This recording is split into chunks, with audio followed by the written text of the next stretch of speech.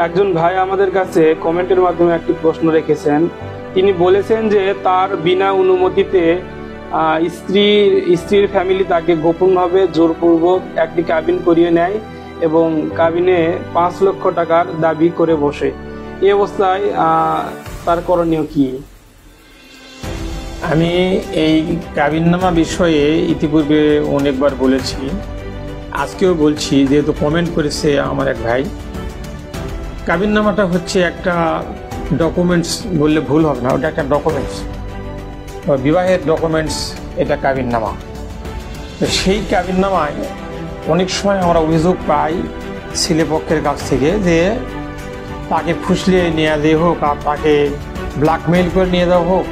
একটা মেয়ের সঙ্গে সম্পর্ক হলে তারপর সেই মেয়ের বিভিন্ন উত্তরসূরি বাবা, ভাই বা ভাড়াটিয়া কোনো মাস্তানদের মাধ্যমে একটা কাবিননামা সৃষ্টি করে, যেটা ওই ছেলের ইচ্ছার বিরুদ্ধে আর কি।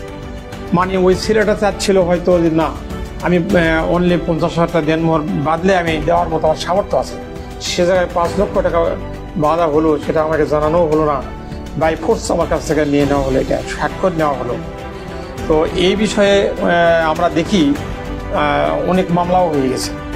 মামলাটা করা হয়, ওই মেয়ের বাবাকে আসামি করা হয়, কাজীকে আসামি করা হয়, বা ওই মেয়েকেও আসামি করা হয়।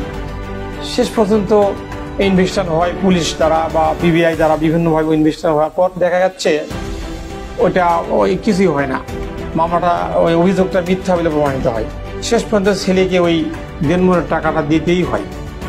তো এটার আইনগত আমার মনে হয় বিষয়টা এটাই হয় যে স্বাক্ষর যদি সঠিক হয়, স্বাক্ষর যদি ছেলেটা কাবিননামায় সঠিক করে, তাহলে তো টাকা তো দিতেই হবে। টাকা না দেওয়ার কোনো অপশান আমি দেখি না, দেনমোহরের টাকা এটা দিতেই হয়।